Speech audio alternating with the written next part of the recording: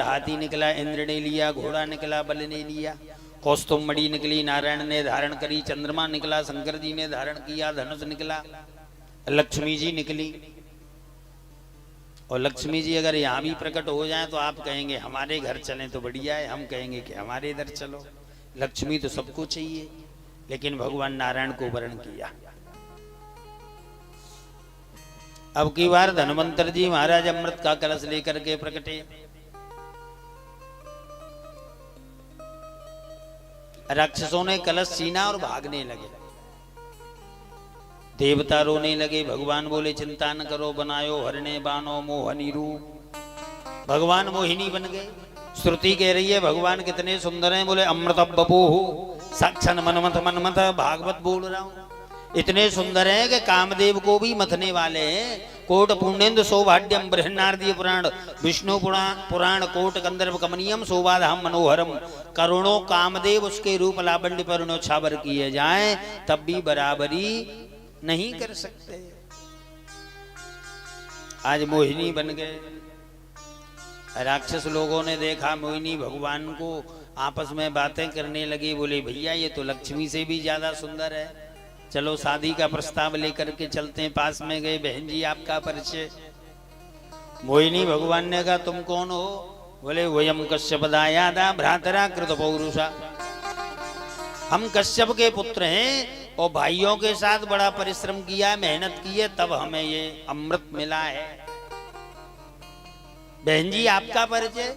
मोहिनी भगवान बोले पुंसल्यामय संगता, मैं तो एक व्यभिचारी नारी हूं। अब बताओ ये परिचय कोई बढ़िया है? लेकिन स्वामी एकनाथ जी ने बड़ा सुंदर भाव दिया। जैसे व्यभिचारी नारी होती है ना, नूतनम नूतनम विचिन्वताम, जैसे नया नया पति खोजा करती है, ऐसे ही भगवान कभी एक भक्त के घर नहीं रहते, कभी किसी के यहाँ, कभी किसी के यहाँ। इसलिए बोल दिया पुंसल्यामय संगता। श्री हरि। मोहिनी भगवान को अमृत का कलश दे दिया राक्षसों ने। मोहिनी भगवान ने कहा भैया इसमें ऊपर पतला पतला अमृत है, नीचे गाढ़ा गाढ़ा है। अगर तुम कहे तो पतला पतला देवताओं को पिला दूंगी, गाढ़ा गाढ़ा तुमको पिला दूंगी। राक्षस बोले गुड आइडिया मैडम। बोले फिर लगाओ लाइन। श्री हरि। लाइन लगाई गई। मोहिनी भगवान देवताओं को अमृत पिला रहे हैं कि राहु नाम का राक्षस वेश बदल के बैठ गया, अमृत पी गया महाराज। सूर्यचंद्र ने शिकायत करी तो सुदर्शन चक्र से गर्दन काट दी, लेकिन मरा नहीं, क्योंकि अमृत पी चुका था। नवग्रह में सम्मिलित हो गया। ब्रह्मा मुरारी त्रिपुरांतकारी भानु शशि भूमि सुतो बुधश्च गुरु शुक्र संराव के। तो बस अब जो पीछे वाला है वो सोचे कि भाई ये आगे वाला बहुत आगे बढ़ गया तो मुझे भी शीघ्रता से चलना चाहिए, तो इसकी बराबरी पे पहुंच जाऊं। ये मात्सरता। तो ये क्या है? राहु। राहु ने देखा कि जब देवता अमृत का कलश पी, श्री हरि अमृत पी रहे हैं और कलश से अमृत बीत जाएगा, बाद में राक्षसों का नंबर आएगा, तो फिर श्री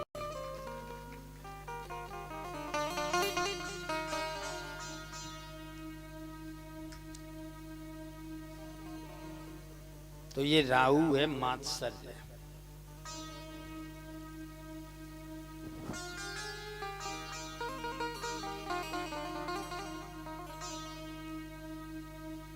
श्री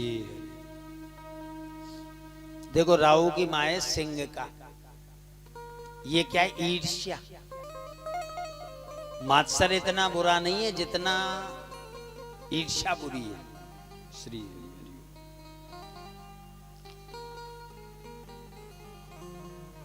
ईर्ष्या क्या है? जैसे दो लोग पैदल जा रहे हैं तो जो पीछे वाला है अगर वो ये सोचे कि मैं बराबरी पे आ जाऊं तो ये तो मात्सर्य राहु।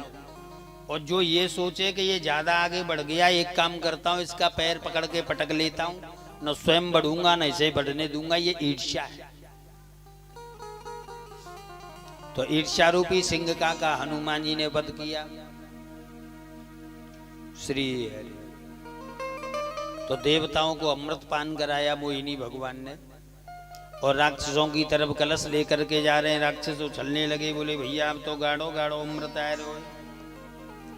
सुखदेव स्वामी कहे परीक्षित, सबके देखते हुए कलश तोड़ दिया, अंतर ध्यान हो गए। बोलिए वृंदावन बिहारी लाल की जय। युद्ध प्रारंभ हो गया। देवता मरते नहीं क्योंकि अमृत पी चुके हैं, राक्षस मारे जा रहे हैं। यहां तक लेख मिलता है राजा बल भी इस युद्ध में मारे गए, लेकिन शुक्राचार्य जी ने संजीवनी विद्या के द्वारा इन्हें जीवित किया और भृगुवंशी ब्राह्मणों ने आशीर्वाद दिया राजा बल का चारों तरफ राज्य। देवता इधर उधर भटकने लगे। देवताओं की मां अदिति ने महात्मा कश्यप से कहा, स्वामी जी मेरे पुत्रों का राज्य वापस कैसे मिले? तब महात्मा कश्यप ने कहा, फाल्गुन श्यामले पक्षे द्वादशयं पयोव्रत अर्चेन्द्र विंध्याक्षम भक्त्या परमयन्वितः। तुम पयोव्रत धारण करो, ये फाल्गुन के महीने में 12 दिन दूध पी करके किया जाता है। इन्होंने पयोव्रत धारण किया। इनके गर्भ से वामन भगवान का प्राकट्य। बोलिए वामन भगवान की। तंबट वामनम दृष्टा मोदमानय महर्षि कर्माणि कार्यामासु पुरस्कृत प्रजापतिम तस्योपनीयमानस्य सावित्री सपता ब्रुवीत बृहस्पति ब्रह्मसूत्रम मेखलम कश्यपो ददात ददौ कृष्णाजनिर दंडम सोमो वनस्पतिम देवक्षत्राज कतपते। मां अदिति ने वामन भगवान को कोपीन पहनाई, कश्यप जी ने मेखला बांधी, आकाश ने छत्र दिया, वनस्पति ने दंड दिया, ब्रह्मा जी ने कमंडल दिया, सप्तर्षियों ने कुशा का आसन दिया, मां सरस्वती ने पुष्पों की माला पहनाई, मां भवानी ने थोड़ी सी भिक्षा डाली। वामन भगवान आए। बृहस्पति जी ने कहा, चेला ये भिक्षा तो कम है। बोले तो गुरुजी अपन तो नहीं जानते सबसे बड़ा दानी कौन है? बोले राजा बल। नर्मदा नदी के तट पर 99 यज्ञ पूर्ण हो गए, 100वां यज्ञ चल रहा है, उधर चले जाओ। वैसे एक निवेदन करूं, ये जो राजा बल थे ये पूर्व जन्म में बहुत बड़े कामी पुरुष थे। डेली वैश्या से मिलने जाते। एक दिन कमल का फूल लेकर के जा रहे थे कि वैश्या को दूंगा तो प्रसन्न हो जाएगी, और जैसे ही ठोकर लगी धड़ाम से गिर पड़े। अब इन्हें लगा कि अब नहीं बचूंगा, और ये फूल जो है मैं वैश्या तक नहीं पहुंचा पा रहा हूं, कहीं थोड़ा बहुत सत्संग सुन लिया था। तो इन्होंने विचार किया कि भगवान तो इतने दयालु हैं कि पत्रम पुष्पम फलम तोयम। तो इन्होंने जो पुष्प था बोल दिया कृष्णार्पणम मस्तु शिवार्पणम, शरीर छूटा। चित्रगुप्त ने धर्मराज से कहा, महाराज इन्होंने मरते समय एक पुष्प भगवान को भेंट किया, इसका फल क्या है? बोले एक काम करो, इसे 2 घड़ी के लिए स्वर्ग का राजा बना दो। और जैसे ही बलि को स्वर्ग का राजा बनाया गया, बलि ने विचार किया कि बताओ एक फूल दान करने से आज मैं स्वर्ग का राजा बन गया, अगर आज दान करूंगा तो न जाने क्या क्या बनूंगा। यहां तक लेख मिलता है कि कल्प वृक्ष को भी दान कर दिया, कामधेनु गाय ऐरावत, यहां तक कि इंद्र का इंद्रासन भी दान कर दिया, तब तक 2 घड़ी पूरी। जय सिया राम।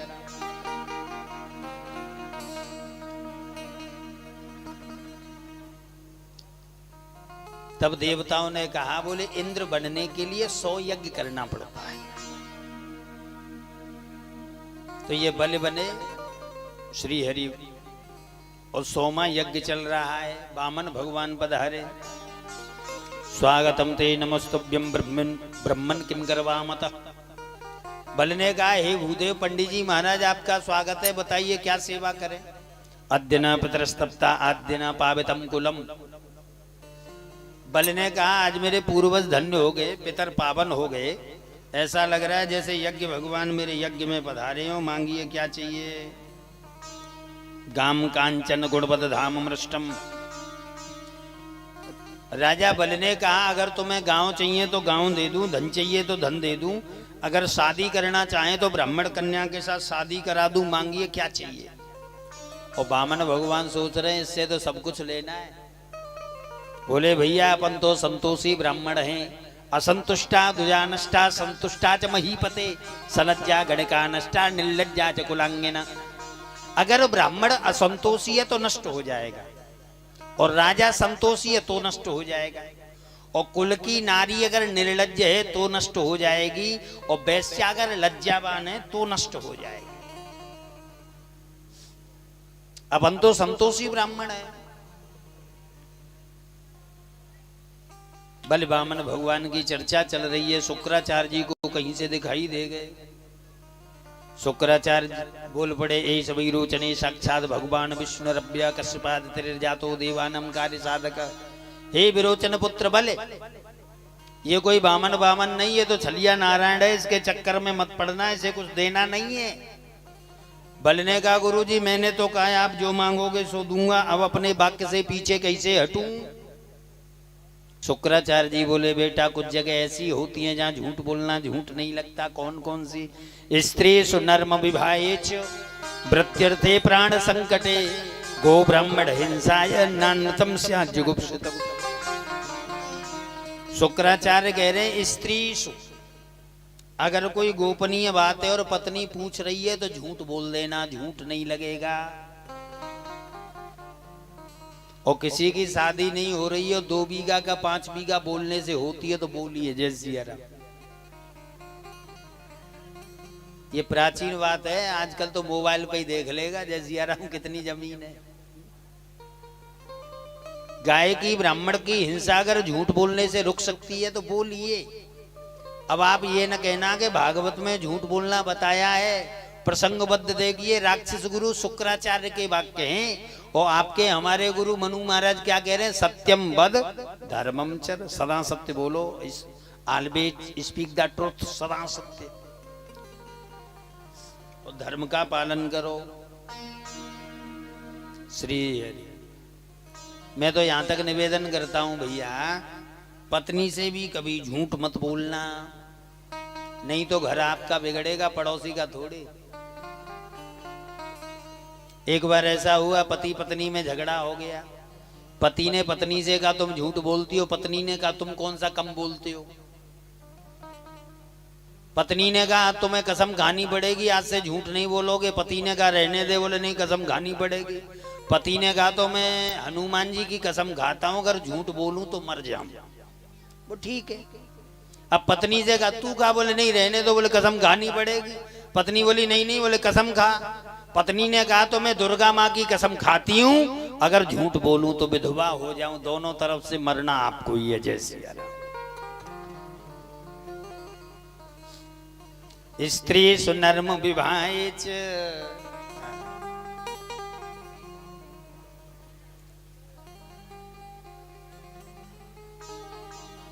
शुक्राचार्य जी बल से मना कर रहे हैं। बल ने कहा गुरुवर आपको तो प्रसन्न होना चाहिए, आप कह रहे हैं ये छलिया नारायण है। अरे जो जगत को देने वाला है, आज वो आपके शिष्य के द्वार पर मांगने के लिए खड़ा है, तो आप देखिए आप कितने श्रेष्ठ हुए।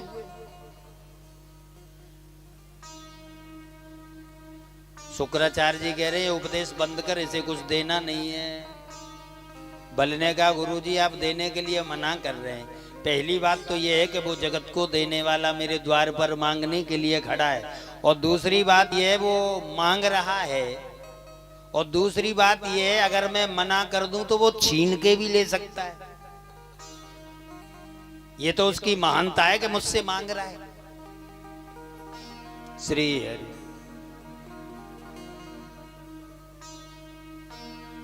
वामन भगवान ने कहा बल संकल्प भूलेगा, पात्र लाया जाए जल का, और जल का पात्र लाया गया। और जल के पात्र की जो ट्योटी होती है ऐसा बताते, उसमें शुक्राचार्य जी बैठ गए। न जल निकलेगा न संकल्प भूलेगा, और संकल्प नहीं भूलेगा तो मेरे चेला का राज्य नहीं जाएगा। और जैसे ही जल की ट्योटी में बैठे तो वामन भगवान ने कहा बोले राजन ऐसा लगता है पात्र बहुत पुराना हो गया, इसमें जंग लग गई है। कुसा डाली तो शुक्राचार्य जी आई साइड वीक, एक आंख खत्म। जय सिया राम। ये कथा आपने बहुत सुनी है, सब कथावाचक बोलते हैं, लेकिन ये कथा भागवत में नहीं है। जय सिया राम। ये जो बोलते हैं ना कि शुक्राचार्य जी जल की ट्योटी में बैठ गए, शुक्राचार्य जी की आंख कहां गई है मालूम है? चाक्षुष मनु की बेटी थी बरहस्मती, वन में तपस्या कर रही थी। देवता देवांगना दर्शन को जाने लगे। और जैसे ही शुक्राचार्य जी गए तो आंखें फाड़ फाड़ के देख रहे। तब बृहस्पति ने कहा, स्वामी जी आपका भाव दूषित है, इसलिए मैं साफ देती हूं, आप एक आंख के हो जाओ जय सिया राम। वहां गई है, लेकिन भाव बढ़िया है, क्योंकि किसी के दान धर्म में कोई टांग अड़ाए उसकी शुक्राचार्य जैसी दशा। वैसे बारीकी से देखिए आंख क्या है, ज्ञान विराग नयन उर्गारी। अरे ज्ञान वैराग्य रूपी नेत्र हैं भैया। लेकिन शुक्राचार्य जी के बारे में वामन भगवान ने कहा, बोले शुक्राचार्य का ज्ञान रूपी नेत्र तो बढ़िया है कि इसने मुझे पहचान लिया कि पराशक्ति, ये तो सुप्रीम पावर है। इसका ज्ञान रूपी नेत्र बढ़िया है, लेकिन वैराग्य रूपी नेत्र बढ़िया नहीं है, इसलिए शुक्राचार्य का वैराग्य रूपी नेत्र फोड़ दिया जय सिया राम। संकल्प बोला, और संकल्प के बोलते ही वामन भगवान ने अपने शरीर को बढ़ाया। एक पैर में नीचे के लोक अतल वितल सुतल तलातल रसातल पाताल, एक में ऊपर के भूर्भुव स्वतप मोहजन सप्त, एक पैर फिर भी शेष।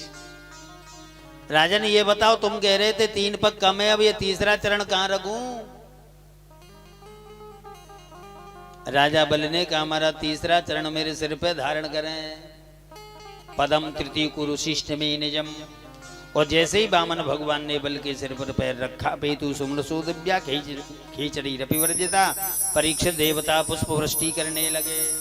बड़ भागी कि जन्म जन्म मुनि यतन कराही, अंतराम कहीं आगना।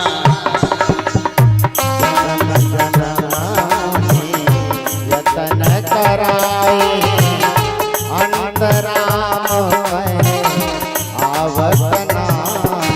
जन्म जन्म मुनि यतन कराई जय जय सीताराम हरे।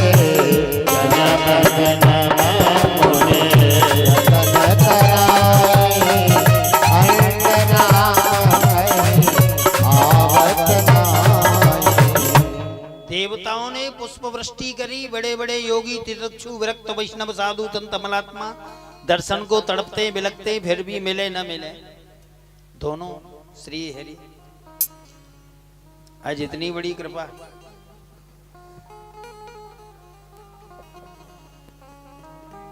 एक बात बोलूं भैया, जब से बल ने दान दिया है तभी से प्रथा चली बलिदान। बलि ने दान दिया तब से बलिदान की प्रथा चली है, अपने आप तक को दान कर दिया। तभी से एक मंत्र चला है। पंडित जी जब हाथ में कलाया बांधते हैं तो मंत्र बोलते हैं, ये न बुद्धो बलि राजा दानवेंद्रो महाबल तेन तुम प्रतिपदनामी रक्षी माचल माचल। पंडित जी ने हाथ में कलायो बांध दियो, और तुमने उनसे ये नहीं पूछा कि पंडित जी इसका आशय क्या है, महत्व क्या है, फल क्या है, तो या भैंस की जी सा करते कहा हो जय सिया राम। मूल तक जाओ। कोई भी मांगलिक कार्य होता है तो पंडित जी जल छिड़कते हैं सबसे पहले। ओम अपवित्र पवित्रो वा सर्वावस्थाम गतोपि वा। तो पंडित जी ने पूछी, महाराज या को आशय का है, या को अर्थ का है, क्या 4 बूंद छिड़कने से पावन हो गए? पंडित जी कह रहे ओम अपवित्र पवित्रो वा सर्वावस्थाम गतोपि वा।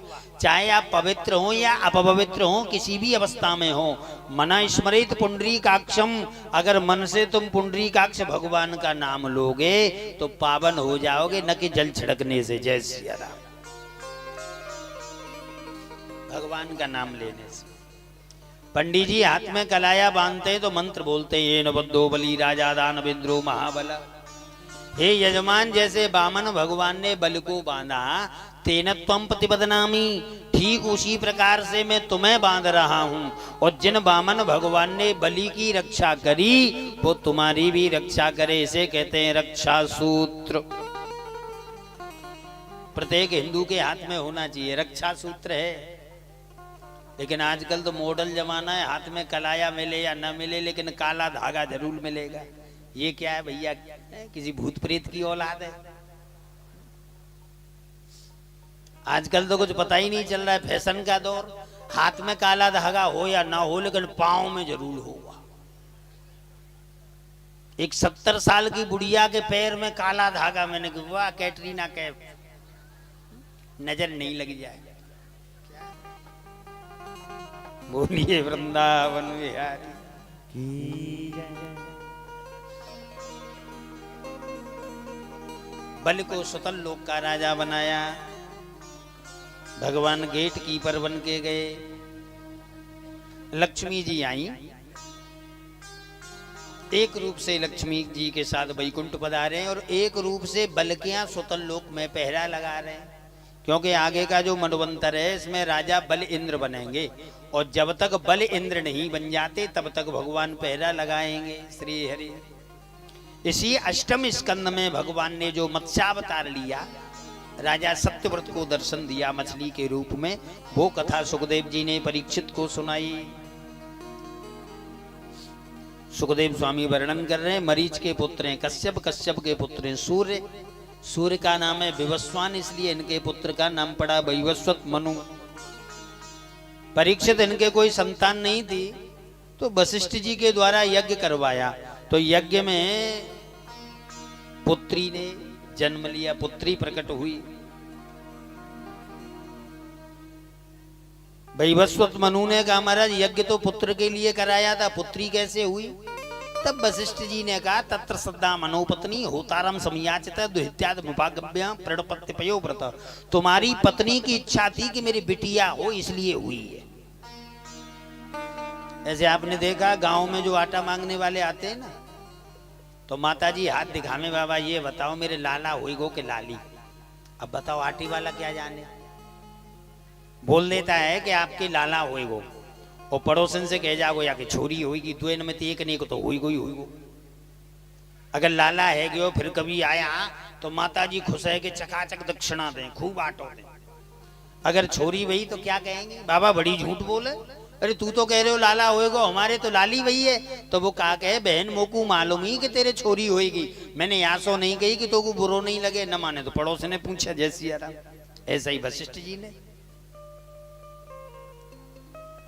अब इला नाम की कन्या को वशिष्ठ जी ने अपने तपस्या के बल से शुद्धम्न नाम का पुरुष बना दिया, बालक बना दिया। स एकदा महाराज विचिन्न मृज्ञान बने व्रता कतिपयामात्ति अश्वमार सैन्य। परीक्षित एक दिन ये घोड़े पर बैठ करके शिकार खेलने गए तो ऐसी भूमि में प्रवेश किया कि पुनः नारी बन गए, घोड़ा घोड़ी हो गया। परीक्षित ने कहा महाराज कथमेव गुणोदेश केनवा भगवान कृत प्रसन्न मेनम समाचक्ष परम कौतूहलम, है ना, ये मेरे अंदर कौतूहल हो रहा है, ऐसा हुआ कैसे? सुखदेव जी बोले एकदा गिरिशम दृष्टम ऋषियस्तत्र सुब्रते। परीक्षित एक बार पार्वती जी ने भगवान शिव से कहा स्वामी जी आप और हम न जाने कैसी अवस्था में रहते हैं, जो भी आता है सीधा चला आता है, मैं चाहती हूँ इस भूमि में जो भी प्रवेश किया करे वो पुरुषत्व त्याग दिया करे, स्त्रीत्व को प्राप्त हो जाए, इसलिए ये नारी बन गए, घोड़ा घोड़ी हो गया। वशिष्ठ जी गए महाराज मेरा चेला है। शंकर जी बोले तो एक नियम बनाता हूँ, कुछ समय के लिए पुरुष रहेगा, कुछ समय के लिए नारी। पुरुष हो जाए तो शासन करें, नारी हो जाए तो महलों में छुप जाएं। इसी वंश में आगे चल करके राजा हुए महाराज शर्याती, सुकन्या नाम तस्यासीद कन्या कमल लोचना। इनकी बेटी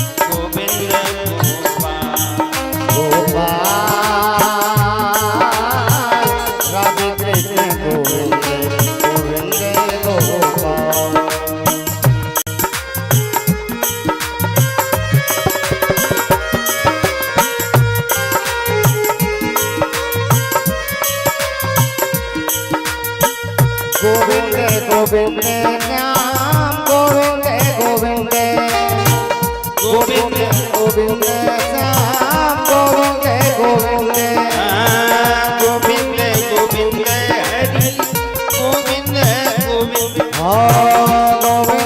गोविंद हरि गोविंद गोविंद गोपाल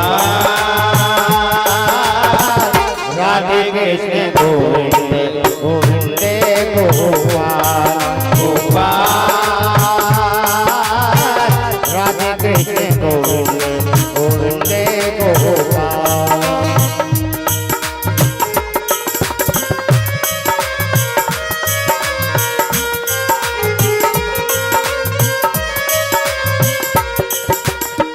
गोविंद गोविंद श्याम गोविंद गोविंद ओ गोविंद गोविंद श्याम गोविंद गोविंद गोविंद गोविंद श्याम गोविंद ओ गोविंद गोविंद श्याम गोविंद गोविंद गोपाल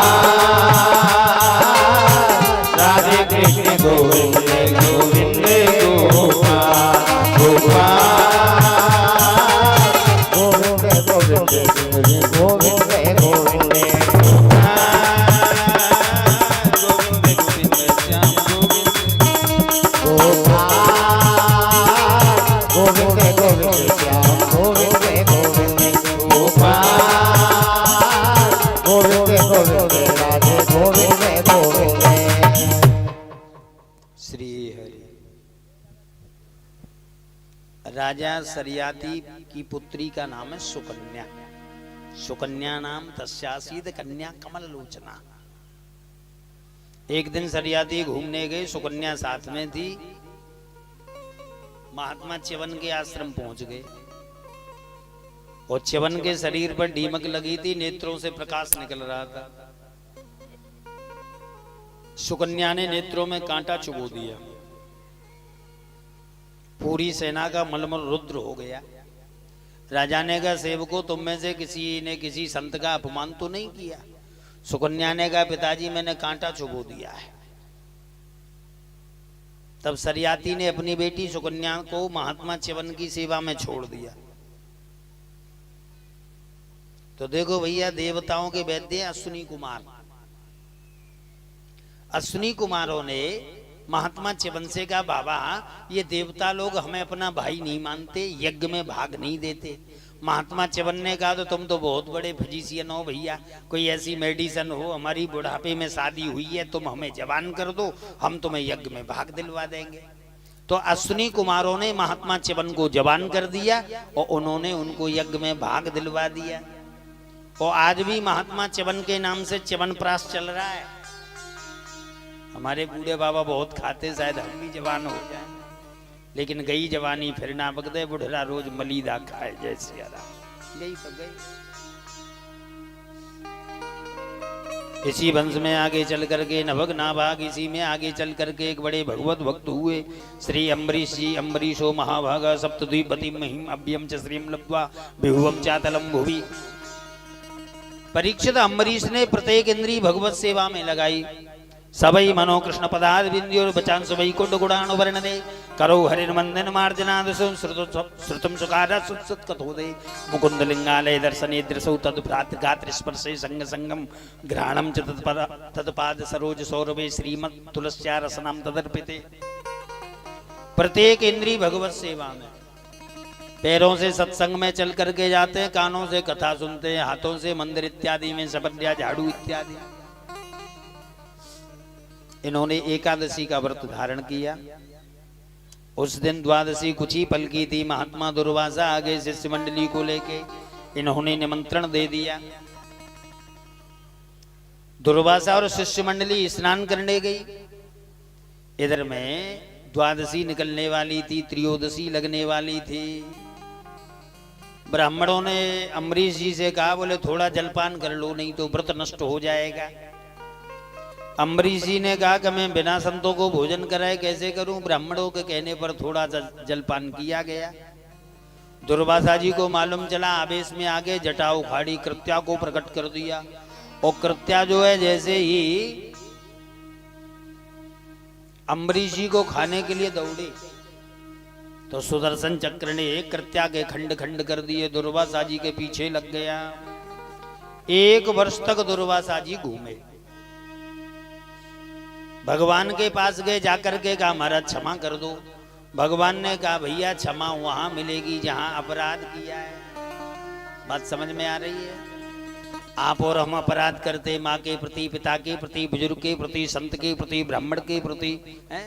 और 11 रुपया को प्रसाद ले जाए कि कहें हे हनुमान बब्बा मुझको क्षमा कर दो, तो क्षमा मिलेगी?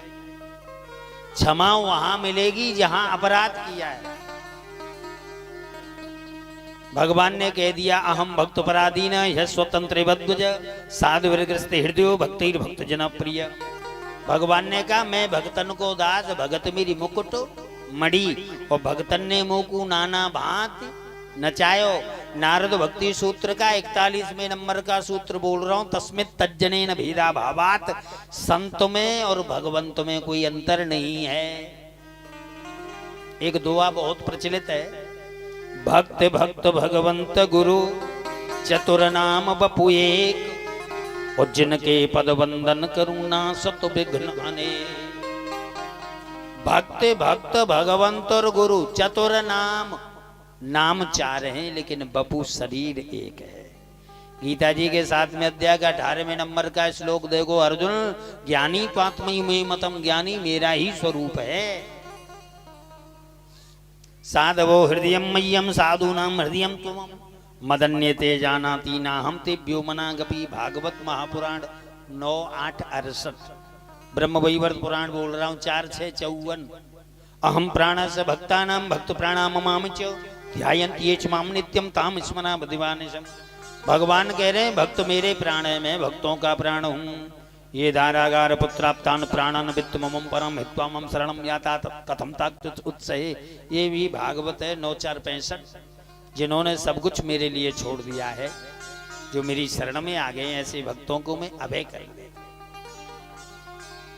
भगवान ने दुर्वासा से कहा कि तुम अम्बरीश के पास जाओ। 1 वर्ष तक दुर्वासा जी घूमे, अम्बरीश ने भी जलपान तक नहीं किया। मेरे घर से साधु भूखा गया है। आज अम्बरीश जी के यहाँ दुर्वासा जी आए, उन्हें प्रसादी पवाई, बाद में स्वयं प्रसादी पाई। ऐसे भगवत भक्त। इसी वंश में आगे चल करके एक राजा हुए युवनासु, युवनासु के पुत्र है मानधाता, और मानधाता के हुए त्रिबंधन, त्रिबंधन के हुए त्रिशंकु, त्रिशंकु के हुए महाराज हरिश्चंद्र।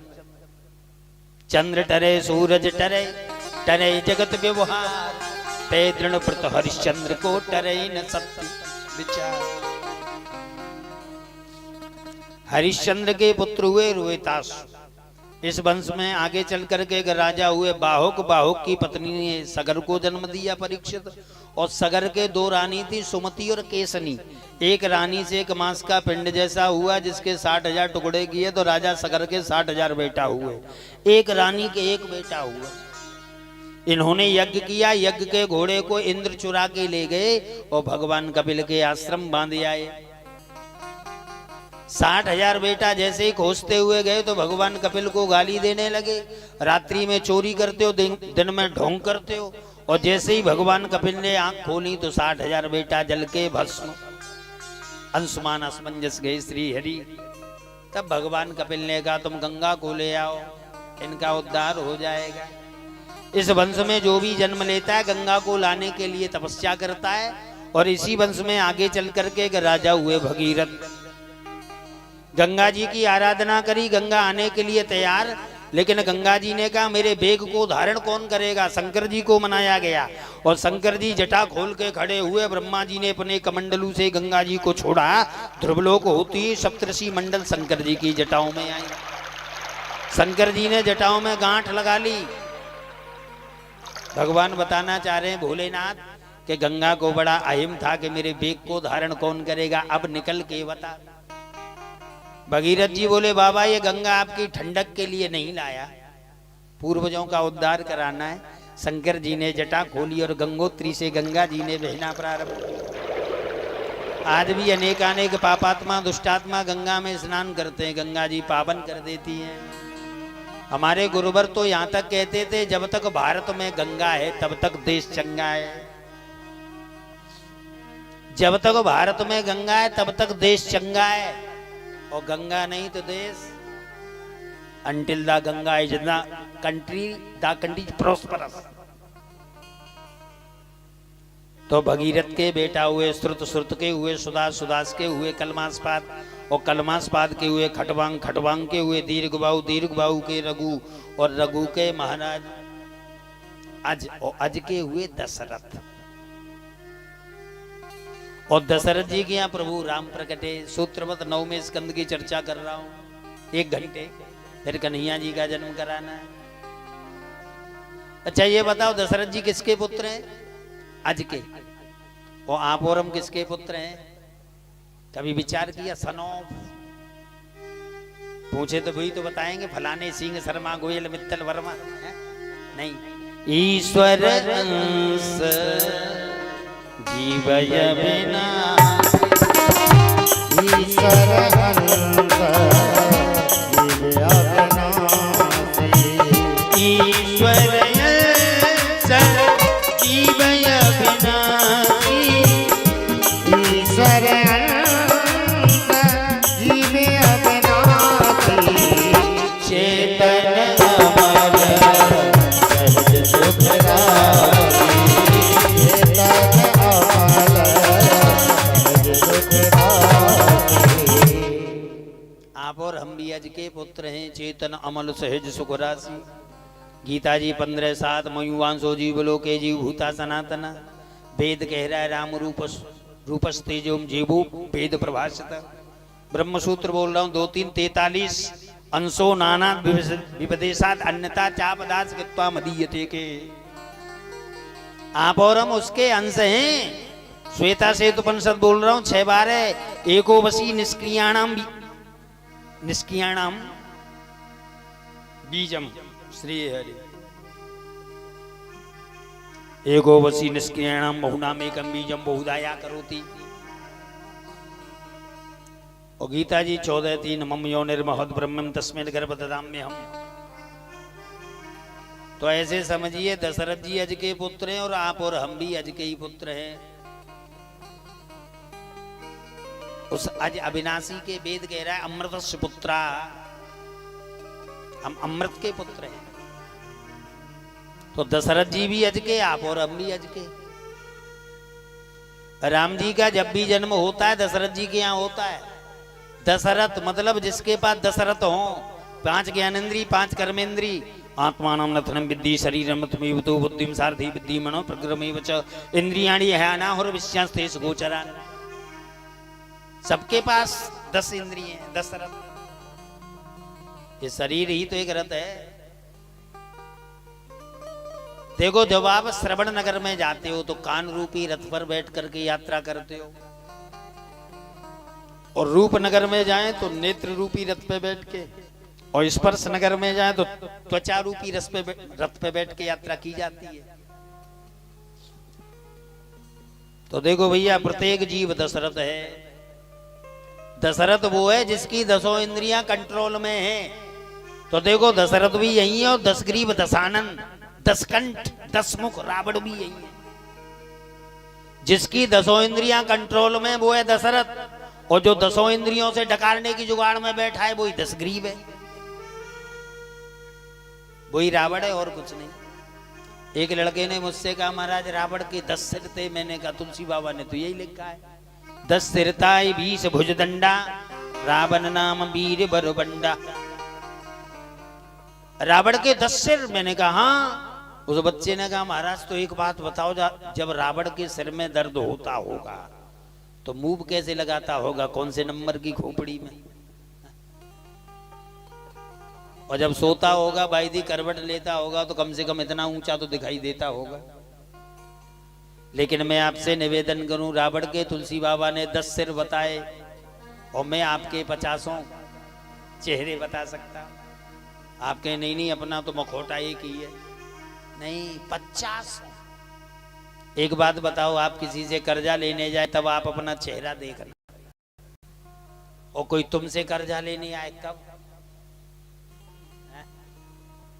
आप किसी से कर्जा लेने जाए तब तुम्हारा चेहरा, कोई तुमसे लेने आए तब तुम्हारा नौकर तुम्हारे सामने हो तब तुम्हारा चेहरा, तुम्हारा मालिक तुम्हारे सामने हो तब तुम्हारा चेहरा, तुम्हारा लड़का तुम्हारे सामने हो तब तुम्हारा चेहरा, तुम्हारे पिताजी तुम्हारे सामने हो तब तुम्हारा चेहरा, तुम्हारा साला तुम्हारे सामने हो तब तुम्हारा चेहरा, तुम्हारे जीजू हो तो ये जो गिरगिट जैसा रंग बदल रहे हैं, तुम किसी के लड़के को शादी के लिए देखने जाए तब तुम्हारा चेहरा, और कोई तुम्हारे को देखने आ जाए तब। ये जो गिरगिट जैसा रंग बदलना है, यही रावणीय स्वभाव है और कुछ नहीं। मेरे कहने का भाव है, रावण को व्यक्ति नहीं वृत्ति के रूप में देखो। ये जो आसुरी वृत्ति है ये रावण है। राम जी का जब भी जन्म होता है, दशरथ जी के यहाँ मारते किसको? दशग्रीव दशानन रावण को।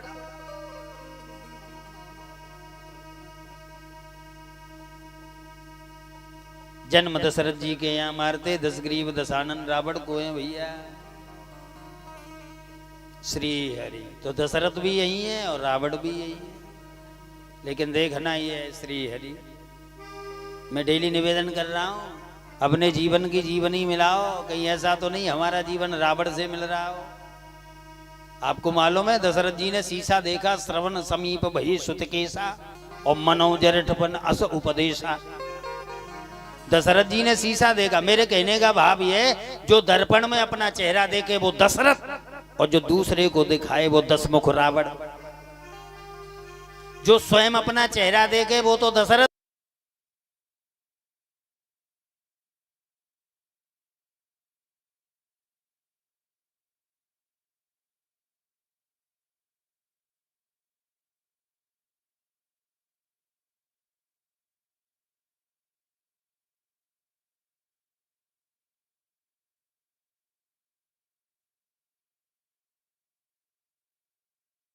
शादी तुम्हारी होगी।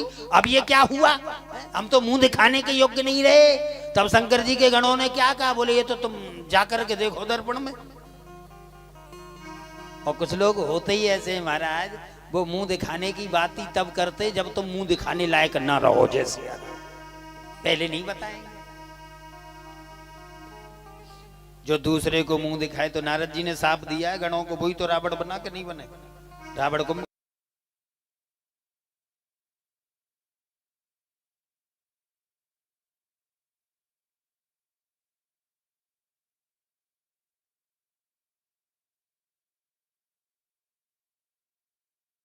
श्री हरि।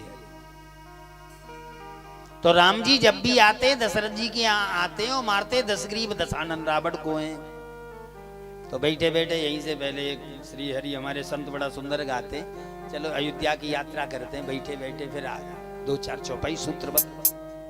सीताराम जो की प्यारी रजधानी लागे, रजधानी लागे, मन मीठो मीठो तरियो ने पानी लागे। सीताराम जो के प्यारे रजधानी लागे, रजधानी लागे। जय हो। मीठो तरियो मीठो पानी लागे। सीताराम जो के प्यारे रजधानी लागे, रजधानी लागे, मन मीठो मीठो तरियो दे पानी लागे। सीताराम जो के प्यारे रजधानी लागे, रजधानी लागे। मन मीठो मीठो तरियो मीठो पानी लागे। जय हो।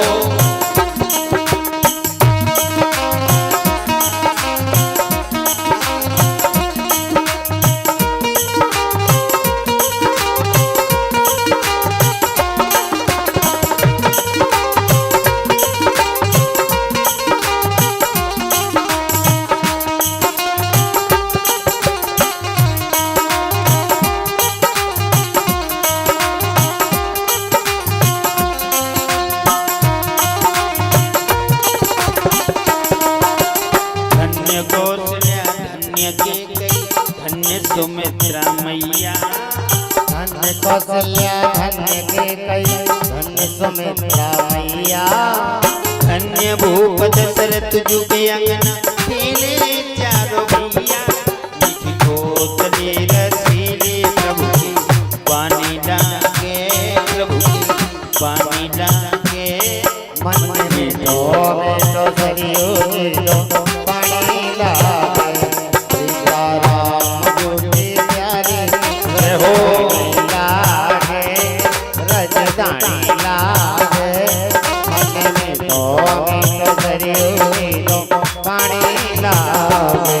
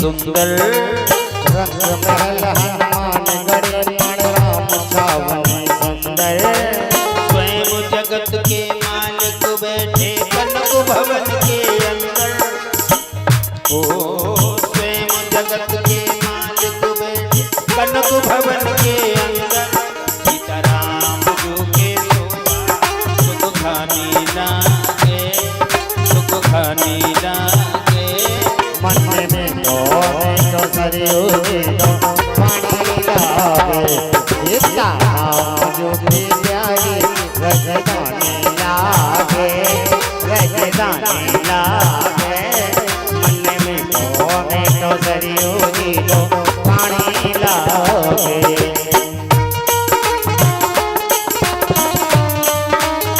जय हो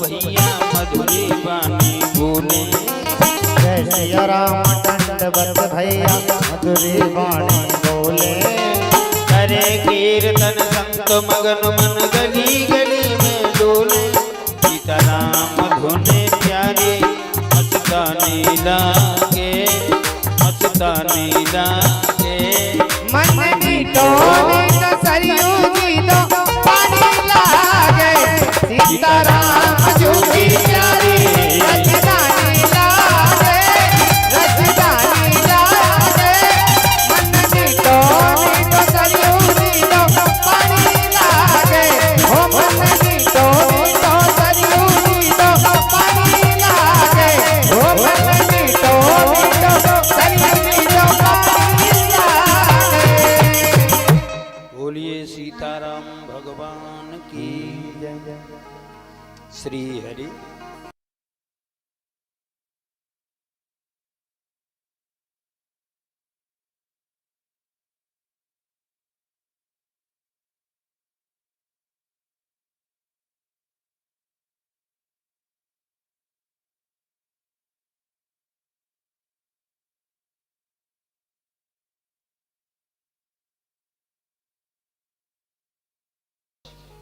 पांच सात चौपाई याद करके जीवन में धारण कर लेना तो दारुण अविद्या पंच जनित विकार श्री रघुबर है। रामायण कोई छोटा मोटा ग्रंथ नहीं है, सूत्रबद्ध। या ऐसा अर्थ करें सत पंच चौपाई, 5 के बाद 100 लिखे अंकों में तो कितना हुआ 5100। और रामायण में 5100 चौपाई है, 2 श्लोक छंद सवैया सुरटा श्लोक, सबकी संख्या 96 से 90। इतना विशाल ग्रंथ है रामचरितमानस। या ऐसा अर्थ करें सतपंच चौपाई मनोहर। बोले रामायण क्या? बोले सच्चा पंच है, सतपंच। पंच 3 प्रकार के होते हैं, पंच, सतपंच, असतपंच। पंच वो है निर्णय तो करेगा, लेकिन भाई के, पिता के, पुत्र के, मित्र के पक्ष में जो बोले वो पंच। और सतपंच वो है चाहे पिता के, पुत्र के, मित्र के, भाई के विरोध में बात जाए लेकिन सत्य कहे वो पंच। और असत पंच तो आप जानो, एक पौआ पिला दो, जो कहलवानी हो सो कहलवा। जय सिया राम। बिल्कुल ठीक। रामायण सतपंच है। या ऐसा अर्थ करो सतपंच चौपाई मनोहर। 7 और 5 कितना होता है? 12। और वर्ष में महीना कितने होते हैं? 12। और राशि कितनी होती है? 12। शंकर जी की ज्योतिर्लिंग 12। गणेश जी के मुख्य नाम 12। अर्जुन के मुख्य नाम 12। घड़ी में घंटा 12।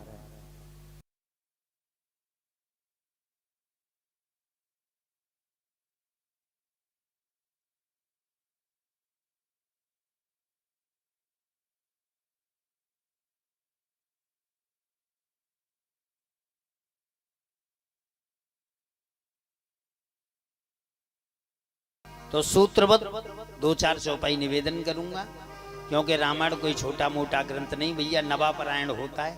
अब ये जो 21 तारीख आ रही है, मध्य प्रदेश में डबरा के पास 21 तारीख से यज्ञ में राम कथा है अपनी, 21 मई से। और यहाँ यूपी में 21 जून से नगला हगा यमुना पार। बोलिए वृंदावन बिहारी लाल। तो दशरथ भी यही है और दशग्रीव रावण भी यही है।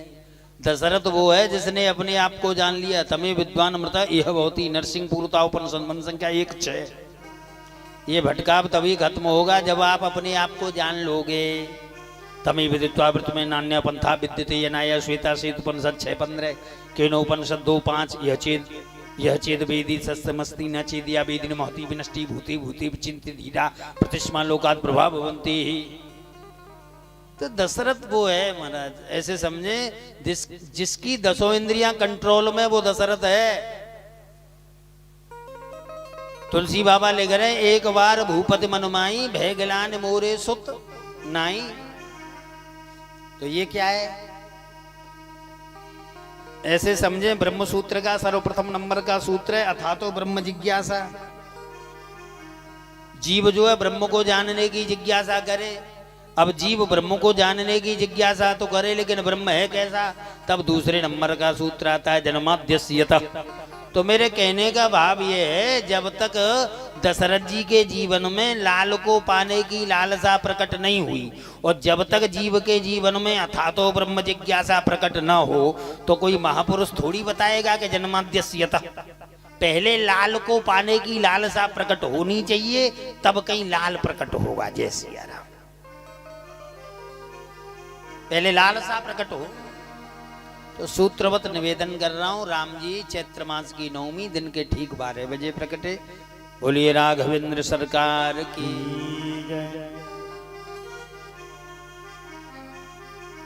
आप ये न समझें कि ये चौपाई नहीं गाई, ये नहीं, अब 1 घंटे में क्या गाऊं भाई। ऐसे समझो एक्सप्रेस गाड़ी है, बड़े बड़े 2-4 स्टेशन पकड़ेगी बस। आप कहेंगे हर जगह रुकती चली जाए। तो राम जी ने पग पग पर मर्यादा का पाठ पढ़ाया है, और कन्हैया जी ने प्रेम का पाठ। ये सीखो। राम जी मर्यादा सिखा रहे हैं, क्या करना चाहिए कि प्रातः काल उठे के रघुनाथा मातु पिता गुरु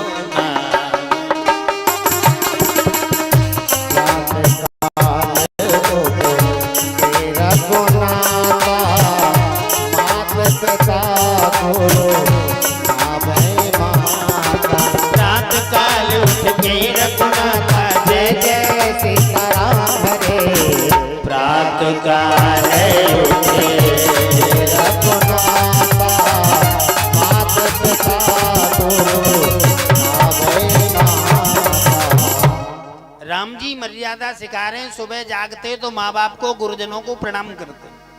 तुलसी बाबा ने चौपाई लिखी, प्रातः काल उठ के रघुनाथा और माता पिता गुरु नावई माथा। हाथा शब्द नहीं दिया, माथा। जब तक ये मस्तिष्क चरणों से न लगे तब तक प्रणाम नहीं माना जाता। जैसे वो आजकल तो दोनों हाथों से प्रणाम नहीं, एक से एक का किराए पे उठाई दियो है। और वो भी चरण तक पहुंचे न पहुंचे, काऊ को घुटुओं तक तो कोई बाबा के पीटी टटोरो का खाए क्या है, क्या है। जब तक ये मस्तिष्क चरणों से न लगे, ये भारतीय संस्कृति है। सुबह जागो तो कराग्रे वस्ते लक्ष्मी कर मध्य सरस्वती कर मूले च गोविंदा प्रभाते कर दर्शन। दोनों हाथों के दर्शन करो, इसमें लक्ष्मी गोविंद सरस्वती का निवास है। लेकिन प्रभाते कर दर्शनम तो कोसों दूर, प्रभाते कप दर्शनम। लल्लू चाय बनी है कि ना है, पेपर आयो कि ना है, सुबह ही पेपर चाटे को। मैं पेपर पढ़ने के लिए मना नहीं करता, लेकिन इतना अवश्य बोलता हूं कि सुबह सुबह पेपर मत पढ़िए, क्योंकि पेपर में कोई भली बात तो आवे ना है सिवाय अपराध के। और सुबह सुबह अपराध पढ़ोगे तो पूरा दिन मूड अपराध में लगा रहेगा कि नहीं लगा रहेगा, बताओ।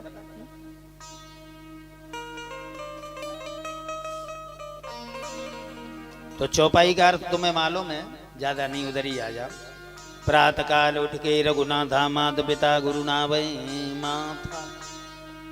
लेकिन तुलसी बाबा क्या लिख रहे, रामायण क्या है, बोले चारों वेद पुराण अष्टदश 6 शास्त्र सब ग्रंथन को रस। तो ये चौपाई वेद से मिला रहा हूं। कठोपनिषद का मंत्र है 1 3 14 उत्तिष्ठ जागृत पराप्य बरा निबोधित। वेद कह रहा है उठो, फिर जागो, फिर महापुरुषों की सेवा करो, ये वेद कह रहा है। तो राम जी ने क्या किया, बोले प्रातः काल उठ के पहले उठे, फिर जागे, फिर महापुरुषों की सेवा क्या, प्रणाम किया। चौपाई कह रही है सीधा सा अर्थ है, राम जी सुबह जागे तो माँ बाप गुरुजनों को प्रणाम किया, चौपाई का अर्थ है। लेकिन मेरा अर्थ अलग है, चौपाई वही है, बारीकी से सुनो मैं क्या कह रहा हूं। प्रातः काल उठ के रघुनाथा माता पिता गुरु नावै माथा। चौपाई कह रही है राम जी सुबह जागे तो माँ बाप गुरुजनों को प्रणाम किया, ये अर्थ है। लेकिन मैं क्या कह रहा हूं, प्रातः काल उठ के रघुनाथा। जैसे ही राम जी सुबह जागे तो राम जी ने क्या देखा, मात पिता, पिताजी के पीछे रिपोर्टिंग वर्ब कौमा लगा दे तो अर्थ बदल जाएगा। राम जी सुबह जैसे ही जागे तो क्या देखा कि मात पिता गुरु नावै माथा, माँ बाप गुरु जी को प्रणाम कर रहे हैं। ये राम जी ने देखा क्या कि माँ बाप गुरु को प्रणाम कर रहे हैं। और राम जी ने देखा जब माँ बाप गुरु को प्रणाम कर रहे हैं तो हमें क्या करना चाहिए। शास्त्र कह रहे हैं कि यदा यदा चरते श्रेष्ठ तद्देव तरोजनान। जिस मार्ग से हमारे बुजुर्ग श्रेष्ठ जाएं उसी मार्ग से हमें जाना चाहिए। तो राम जी ने देखा कि मेरे माँ बाप गुरु जी को प्रणाम कर रहे हैं तो मुझे क्या करना चाहिए। तो राम जी ने तीनों को प्रणाम कर दिया कि मात पिता गुरु ना।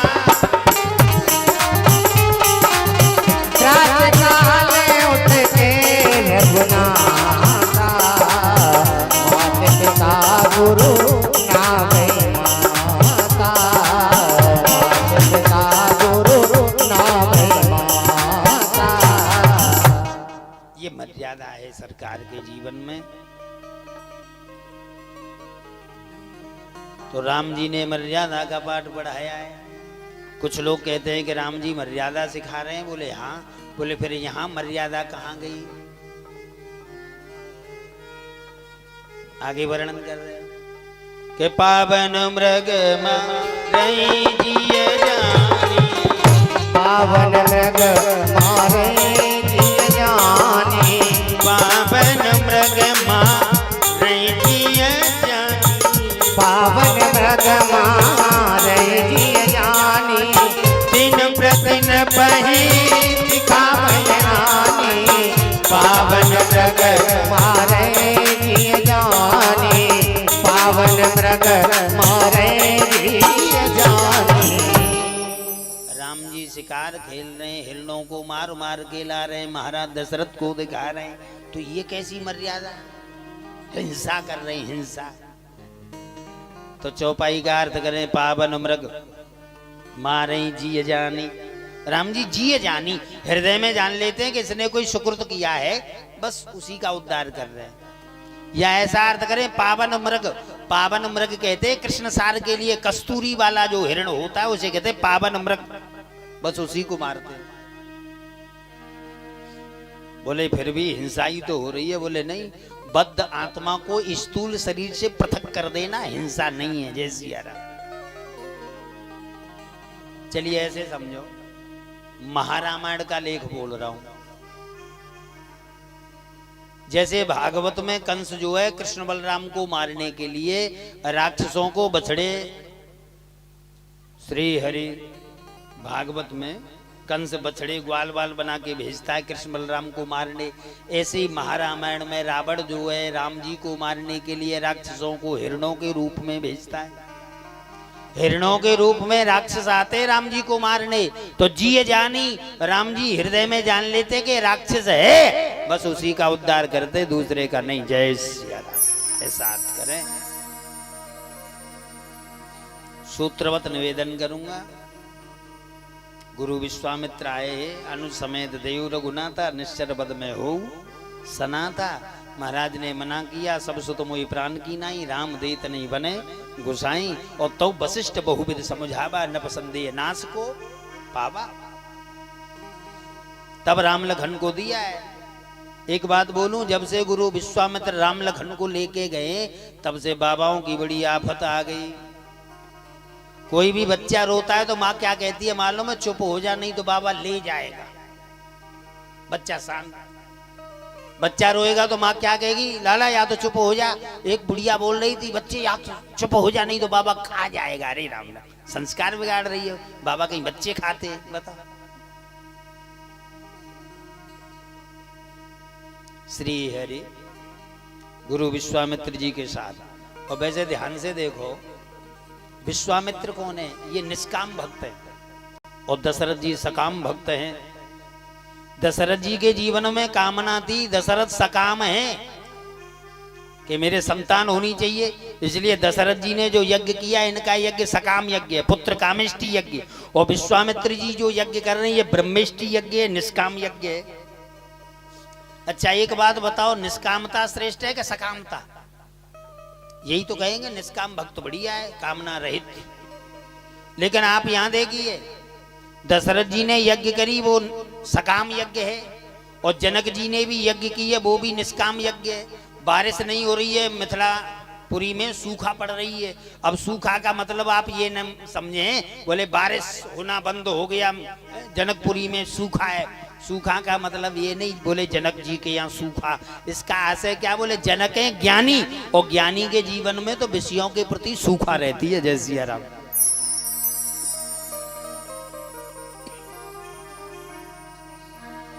विषयों के प्रति राग नहीं रहता।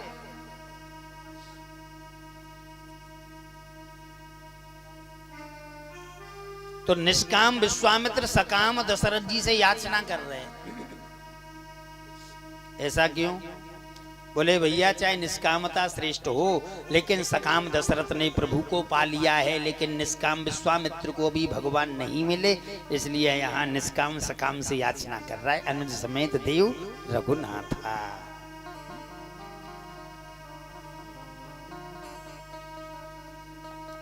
ताड़का का सुबाहु का उद्धार किया, धनुष की ओर चल रहा हूं भैया, और वहां श्री हरि इनकी ब्रह्मेष्टि यज्ञ की रक्षा करी। और तुलसी बाबा लिख रहे हैं बड़ा सुंदर कि धनुष यज्ञ सुनि रघुकुल धनुष यज्ञ सुनि रघुकुल नाथा। धनुष यज्ञ सुनि रघुकुल नाथा, हर्ष चले मुनिवर के साथ। धनुष यज्ञ सुनि रघुकुल नाथा, हर्ष चले मुनिवर के साथ। धनुष यज्ञ रघुकुल नाथा, धनुष यज्ञ सुनि रघुकुल नाथा, हर्ष चले मुनिवर के साथ। धनुष यज्ञ सुना तो राम जी मुनिवर मुनियों में जो वर श्रेष्ठ है उनके साथ विश्वामित्र जी के साथ जा रहे हैं। वैसे वर का अर्थ होता है श्रेष्ठ। आजकल शादी होती है ना तो कार्ड पे 2 महीने पहले ही लिखवा देते लड़के के नाम के आगे वर और लड़की के आगे बधू, बर बधू। लड़का क्या है? बर है, श्रेष्ठ है। और सच बताओ शादी के समय छोरा भांग पी के या पौवा पी के पकौड़ा सी आंखें निकालो, वो बरुआ को कुबर हुआ कार्ड में लिखवा दी बर। वाह भैया बर। एक बार बादशाह ने बीरबल से कहा, बोले बीरबल कोई मीठी बात बताओ। बोले महाराज हमारे देश में 2 वर हैं, नटवर और रघुवर, सीतावर राम, राधावर श्याम। या तो कन्हैया जी या राम जी 2 वर हैं। बादशाह ने कहा पागल हो गया है कि तीसरा वर भी है। बोले कौन? बोले देखो 2 हो गए तुम्हारे, नटवर और रघुवर, और तीसरा है अकबर। वर है कि नहीं? बीरबल ने कहा महाराज ऐसा तो एक चौथा भी वर है। बोले कौन सा? बोले गोबर। हर्ष चले मुनिवर के साथ। वैसे हमारे स्वामी जी इस चौपाई के बड़ा सुंदर अर्थ करते थे। गुरु विश्वामित्र राम लखन को लेके जा रहे, मार्ग में कोई मिल गए, बाबा कहाँ जा रहे हो? बोले धनुष यज्ञ देखने। किसी ने कहा बाबा धनुष तो टूट गया। विश्वामित्र जी बोले टूट गया? बोले हाँ। बोले फिर तो राम सीता की शादी भी हो गई होगी। बोले बिल्कुल, जब धनुष टूटा तो शादी। विश्वामित्र जी बोले ऐसा हो नहीं सके। बोले क्यों? बोले बर के साथ है। बोले दुल्हा तो हमारे संगे जैसी बरमी से दूल्हा।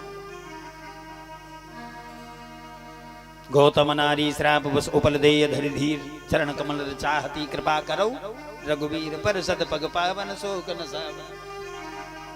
सूत्रवत निवेदन कर रहा हूं, सोच रहा हूं 2-4 चौपाई धनुष यज्ञ पे सुनाऊं तुम्हें। चलो ऐसा करते हैं, सीधे धनुष के ही पास चल रहे। यो लो कबीर समितौ धनुरे समुग्रम, सीता स्वयंवर गृहे कृष्णोपनीतम, आदाय बाल गजली देवेश युष्टम, संजीकृत नृप विक्रस्य विभक्तम। सूत्रवत निवेदन कर रहा हूं, धनुष रखा है।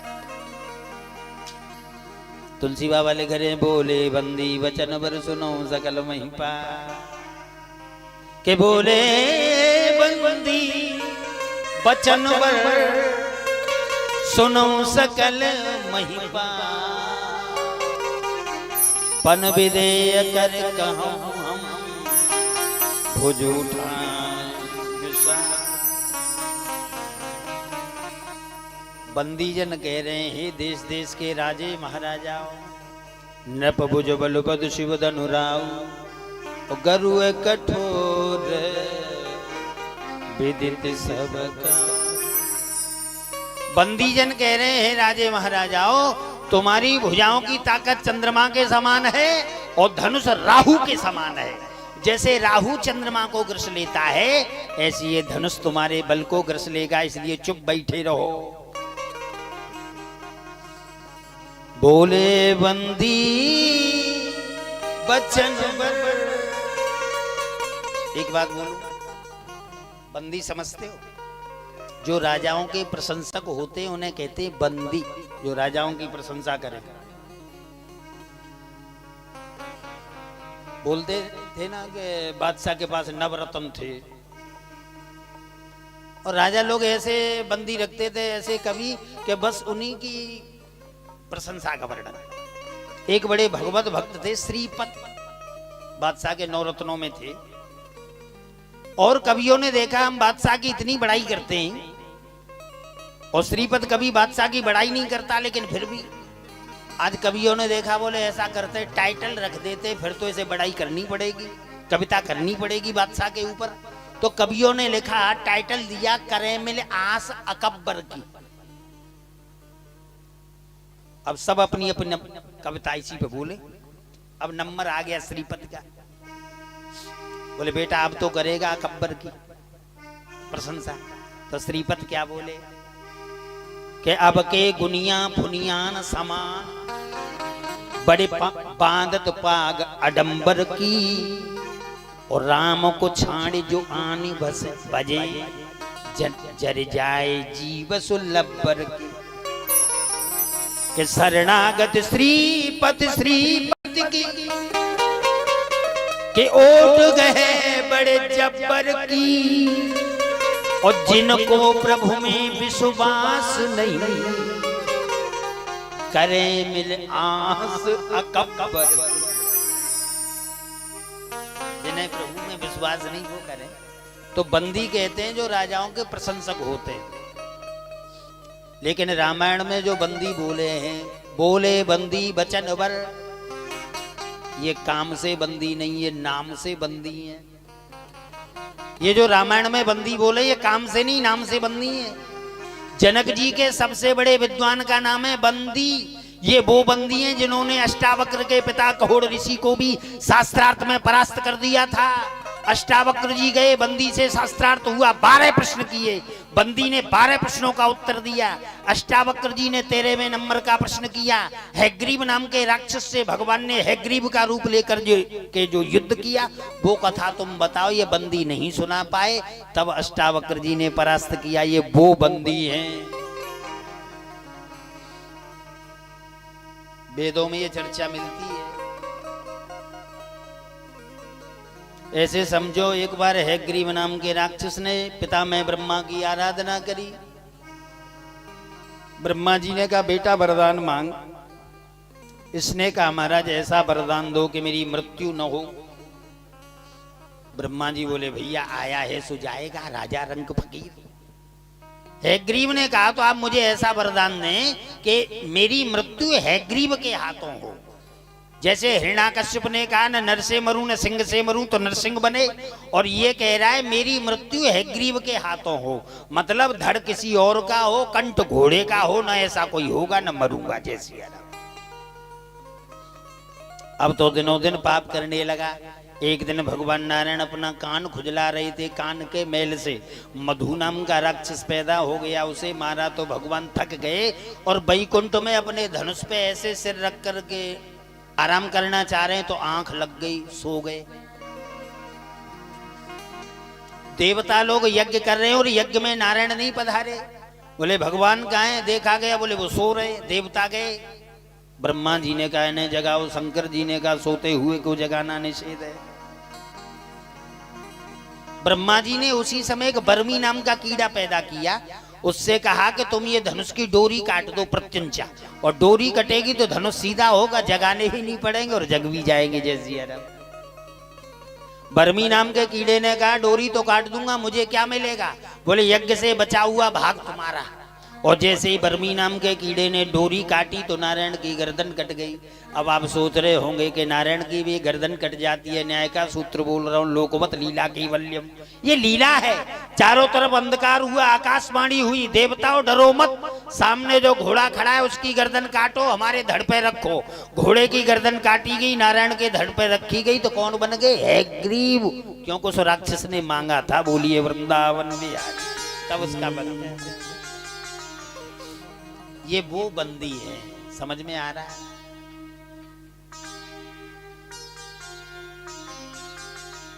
तुलसी बाबा ले घरे जिनके कछु विचार मन माही, और चाप समीप महीपन।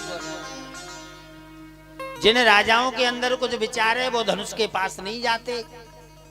एक अहंकारी राजा खड़ो भयो को ऐसो नहीं हुए, अपन पीछे रह जाए, धनुष को ही तोड़ जाए, सीता को ले जाए। धनुष की परिक्रमा लगाई, गणेश जी को मनायो, हे गणेश बाबा सवामन देसी घी के लड्डू चढ़ाऊंगो, धनुष मोते तोड़वाए दे। बेचारे ने बड़बड़ो जोर लगायो, हिलायू नहीं पायो। दोबारा परिक्रमा करी, हे गणेश जी महाराज 2.5 मन देसी घी के लड्डू। गणेश जी बोले अभी सवामन, अब ये 2.5 मन काय बात के? राजा ने कहा महाराज सवामन या बात के कि धनुष मोते तोड़वाए दो, सो तो तुमने नहीं तोड़वायो। अब 2.5 मन या बात के कि जब मोते ना तोड़वायो तो कोई और नहीं तोड़ जाए। जय जिया राम। लोक हित करेंगे तो हम करेंगे, समाज सुधार करेंगे तो हम करेंगे, अन्यथा किसी को करने नहीं देंगे। ये जो सड़ी हुई सड़ांद अंदर है।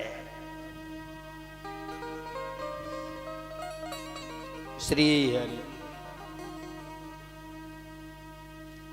जिनके कछु विचार मन माही, कुछ राजाओं के अंदर विचार था, वो धनुष नहीं तोड़ रहे।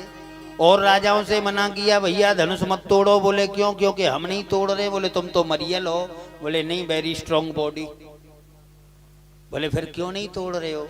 उन्होंने बड़ा सुंदर कहा, हम धनुष इसलिए नहीं तोड़ रहे कि हमारे अंदर कुछ विचार है। बोले क्या विचार है? बोले अगर धनुष तोड़ दिया तो शादी किसके साथ होगी? बोले सीता के। बोले फिर प्रॉब्लम क्या है? बोले तुम नहीं जानते सीता कौन है मालूम है? जगदम्बा जानो जी, ये सीता जगत की माँ है। अगर कोई बेटा अपनी माँ के साथ विवाह, अरे राम राम राम, इसलिए अपन नहीं तोड़ेंगे। कुछ राजाओं ने कहा हम धनुष नहीं तोड़ेंगे। बोले क्यों? बोले धनुष तोड़ दिया तो सीता के साथ शादी करनी पड़ेगी। बोले फिर टेंशन क्या है? बोले सीता हमारी बेटी है। एक ने कहा तुम्हारी कहां, वो तो जनक की बेटी है। बोले नहीं भैया, ये बताओ सीता का जन्म कहां से हुआ? भूमि से, पृथ्वी से। और राजा को क्या कहते हैं? भूपति। राजा को कहते हैं भूपति, पृथ्वी का पति। तो बताओ सीता हमारी बेटी लगी कि नहीं लगी? अगर कोई बाप अपनी बेटी के साथ, हरे राम राम। कुछ राजाओं ने कहा हम धनुष नहीं तोड़ेंगे। बोले क्यों? क्योंकि सीता हमारी बहन है। बोले तुम्हारी बहन कैसे लगी? बोले सीता कौन है? लक्ष्मी। और लक्ष्मी का जन्म कहां से हुआ? समुद्र मंथन से। तो लक्ष्मी है सीता। और बंदी जनों ने कहा है कि तुम्हारी भुजाओं की ताकत चंद्रमा के समान है। और चंद्रमा की उत्पत्ति कहां से हुई? समुद्र मंथन से। चंद्रमा और लक्ष्मी बहन भाई हैं। और जब हमारी भुजाओं की ताकत की उपमा चंद्रमा से दी तो लक्ष्मी रूपी सीता हमारी बहन लगी कि नहीं लगी? इसलिए देखो छोटा बच्चा जब रोता है तो माँ क्या बोलती है? देख चंदा मामा। एक बात बताओ, जितने बच्चे सबका मामा है चंदा? बोले हाँ। बोले क्यों? क्योंकि नारी लक्ष्मी मानी जाती है। प्रत्येक नारी लक्ष्मी है और लक्ष्मी का भाई है चंद्रमा। इसलिए प्रत्येक बच्चे का चंदा मामा। जय सिया राम।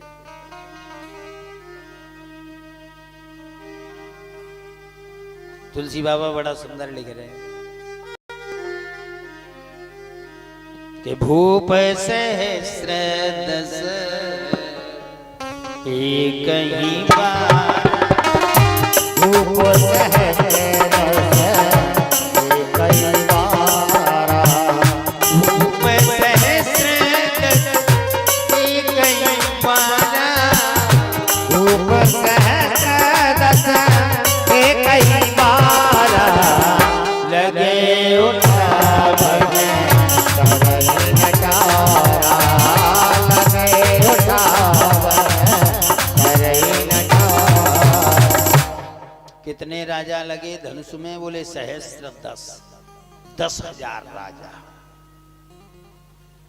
अब लोग कहते हैं 10,000 राजा लगे तो फिर धनुष कितना लंबा था? जय सिया राम। वैसे वाल्मीकि रामायण में लिखा है रावण ने तो स्पर्श भी नहीं किया, क्योंकि बाणासुर ने मना कर दिया। ददर्शम शिवरूपम च, हे 20 आंखों के अंधे, तू धनुष को तोड़ना चाह रहा है। और शंकर जी हमारे गुरु जी धनुष को पकड़े बैठे। इसी ददर्शम शिवरूपम च, इसका हिंदी अनुवाद तुलसी बाबा ने किया। तमक ताक तक शिव धनु धरई, तमक माने उठे, ताक माने देखने लगे, तक माने टकटकी लग गई। रावण ने जनक जी से कहा महाराज जनक। बोले हाँ। बोले आप अपनी सीता हमें दे दो। जनक जी ने कहा धनुष तोड़ो, सीता ले जाओ। वाल्मीकि रामायण में रावण ने कहा हम ज्योतिष विद्या में बहुत होशियार हैं, आदो कन्या ततो धनु। रावण ने कहा है हम ज्योतिष के विद्वान हैं और 12 राशियों में 6वें नंबर की राशि है कन्या, 9वें नंबर की राशि है धनु। तो कन्या पहले आई है, धनुष बाद में आया है। तो हम ज्योतिष के विद्वान हैं, इसलिए कन्या पहले दे दो, कभी मौका लगेगा तो धनुष तोड़ देंगे, नहीं तो ज्योतिष के विद्वान हैं। जय सिया राम। आदौ कन्या ततो धनु। तो जनक जी क्या बोले वाल्मीकि रामायण में? नाक्षत्र कुशलो भगवान। अरे रावण तुम नक्षत्र विद्या में बहुत कुशल हो, ये हम मानते। नाक्षत्र कुशलो भगवान, नक्षत्र विद्या में, या ऐसा अर्थ करे नक्षत्र। जनक जी कह रहे हैं तुम छत्र विद्या में कुशल नहीं हो, छत्री विद्या में तुम धनुष तोड़ ही नहीं सकते। जय सिया राम। ऐसा भी है। तो चौपाई का अर्थ करें भूप सहस्र दस। सहस्र माने 1000 भुजाओं वाला बाणासुर और 10 माने 10 सिर वाला रावण ओनली 2 लगे जय सिया राम, ऐसा अर्थ करो। या ऐसा अर्थ करो भूप सहिस 10 एकई 12। देखो बार कहते हैं दिन के लिए, जैसे सोमवार, मंगलवार, बुधवार, गुरुवार। और अपार काव्य संसारे कवि देव प्रजापति। अपार काव्य संसार में कभी ब्रह्मा होता है, चाहे शब्द घटा दे चाहे बढ़ा दे। तो ऐसा अर्थ करें भूप सहस्त्र 10 एकई 12। उस 12 को तुलसी बाबा ने 12 कहा। वाल्मीकि रामायण से बोल रहा हूं। जनकपुर में धनुष यज्ञ 1 वर्ष तक चला। 2-4 दिन या 1 दिन नहीं हुआ, 1 वर्ष तक धनुष यज्ञ चला। तो 1 ही 12 मतलब वो जो लास्ट वाला बार था, लास्ट वाला दिन, एक एक करके 10,000 राजा अपना बल अजमा अजमा के चले गए, लेकिन टरहे न तारा। ऐसा अर्थ करें, कोई नहीं हिला पाया। और जब धनुष कोई नहीं हिला पाया तो जनक जी बोल पड़े, वीर विहीन मही में जाने लगता है पृथ्वी वीरों से विहीन हो। और जैसे ही जनक जी ने कहा कि वीर विहीन मही में जानी, लखनलाल एकदम लाल लाल हो गए। बोले कहीं जनक जी अनुचित बानी विद्यमान रोकुल मुनि ज्ञानी, आप कहां से बोल रहे? अगर एक जगह अनुचित बोलते तो क्षम्यता, तुम कई जगह अनुचित बोले।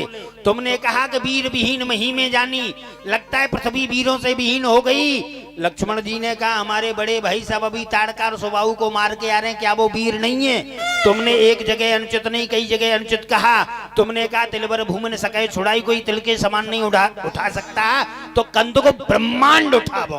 तुम धनुष की बात करते हो, ब्रह्मांड को गेंद के समान उठा सकता हूं। तुमने कहा कि कोई तोड़ नहीं सकता, तो तोड़ो छत्रक दंड जिम तो प्रताप बलनाथ सको मेरे मूलक जिम तोड़ी। एक जगह नहीं कई जगह अनुचित बोले। तुमने कहा तजऊ आस निज निज गृह जाऊ, आशा त्याग दो। तो लक्ष्मण जी बोले क्या हम तुम्हारी बेटी की आशा लेके आए हैं? कई जगह अनुचित बोले तुम। लिखान विद वेदई विवाहु। लक्ष्मण जी ने कहा तुमने कहा कि विधाता ने मेरी बेटी की शादी लिखी नहीं। लक्ष्मण जी ने जनक जी से कहा महाराज मैं आपसे पूछना चाहूंगा, क्या तुमने विधाता का रजिस्टर चेक किया है कि सीता की शादी होगी कि कुंवारी रहेगी? जय श्री राम। और लक्ष्मण जी कच कच कच कच करके बोलने लगे। जनक जी देख रहे भाई है तो बड़ा छोटा, लेकिन बड़ी बारीकी से मेरी बातों को पकड़ा है, इतनी बारीकी से। अब सीता जी मन ही मन में सोच रही है जब छोटे में इतना करंट है तो बड़ो तो तोड़ी देगो। जय सिया राम।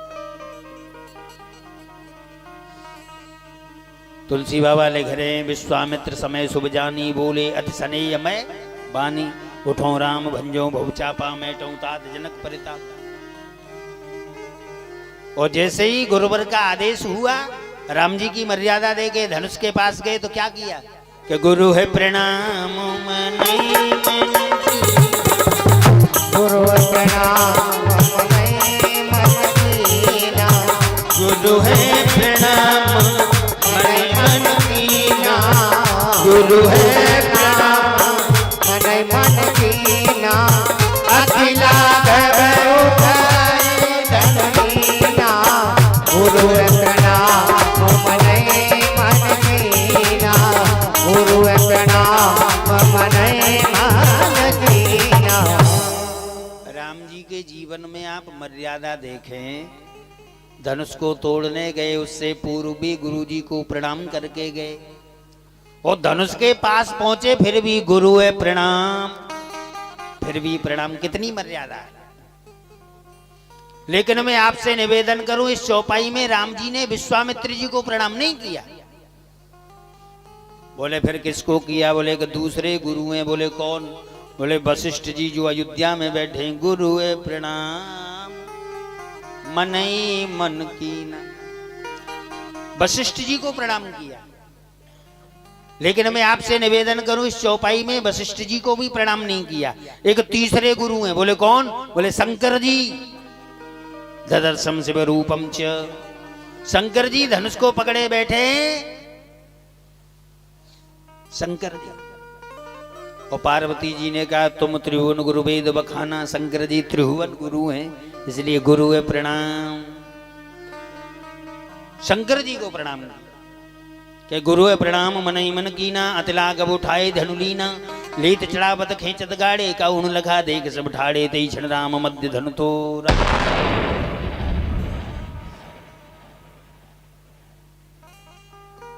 राम जी ने मध्य से बीचों बीच से धनुष को तोड़ दिया, मध्य धनु तोरा। मध्य का मतलब न इधर से न इधर से, बिल्कुल बीचों बीच से। अगर इधर उधर से तोड़ देते तो बाकी के राजा क्या कहते? पहले तो कह रहे थे कि कुश्ती बीच अखाड़े में मानी जाएगी, अब साइड में दे दी। या ऐसा अर्थ करें मध्य धनु तोरा। मध्य का मतलब न सभा के इधर के कोने में, न इधर न इधर न इधर, मध्य सभा में तोड़ा है। या ऐसा अर्थ करें मध्य धनु तोड़ा, बिल्कुल मध्याह्न काल में, दोपहर में। या ऐसा अर्थ करो मध्य धनु तोड़ा। 3 गुण होते हैं सतरजतम, न सतोगुण में तोड़ा न तमोगुण में, बीच के रजोगुण में तोड़ा है। या ऐसा अर्थ करें मध्य धनु तोड़ा, जब अयोध्या से चले तब 3 थे, गुरु विश्वामित्र राम और लखन। इनमें से मध्य वाले ने तोड़ा है। गुरु जी बड़े, लक्ष्मण छोटे, तो बीच वाले राम ने तोड़ा है। या ऐसा अर्थ करें मध्य धनु तोड़ा। मध्य का मतलब न स्वर्ग में तोड़ा न नीचे सुतल लोक में तोड़ा, जहां आप और हम बैठे इसी मृत्यु लोक में तोड़ा है भैया। या ऐसा अर्थ करिए मध्य धनु तोड़ा। हमारे पुराण शास्त्रों में 3 राम आते हैं, परशुराम बलराम राम। न परशुराम ने तोड़ा न बलराम ने तोड़ा, बीच के। और सुनोगे, ये तो अथा है इसलिए कथा है। 23 क्षण। अब ये क्षण देखो, ये क्षण कौन सा था? 23 क्षण। तो तुलसी बाबा ले घरे विश्वामित्र समय शुभ जानी, बोले अति सनीय में बानी। विश्वामित्र जी ने जब कहा बेटा राम शुभ समय वाला क्षण आ गया, तो 23 क्षण उसी क्षण। या ऐसा अर्थ करें 23 क्षण। बोले वो क्षण कौन सा था? बोले जनकपुर वासी धनुष यज्ञ देख रहे थे, लेकिन जैसे ही राम जी धनुष के पास गए तो आकाश में इंद्र धनुष बन गया। पुण्य धनु नव मंडल संभयोग। तुलसी बाबा ले गए, आकाश में इंद्र धनुष बना, तो वहां जितने लोग बैठे थे वो आकाश के धनुष को देखने के लिए उनकी दृष्टि गई। 23 क्षण उसी क्षण तोड़ दिया। या ऐसा अर्थ करें 23 क्षण कौन से क्षण तोड़ा? राम जी धनुष को तोड़ना चाह रहे हैं, लखनलाल ने कहा हो सजग सुन आयुष मोरा, राम चाहिए शंकर धन तोड़ा। हे दिग्पालो दिग्गजो सतर्क हो जाओ, पृथ्वी को कसके पकड़ लो। राम जी धनुष को तोड़ना चाह रहे, कहीं पृथ्वी पलट न जाए।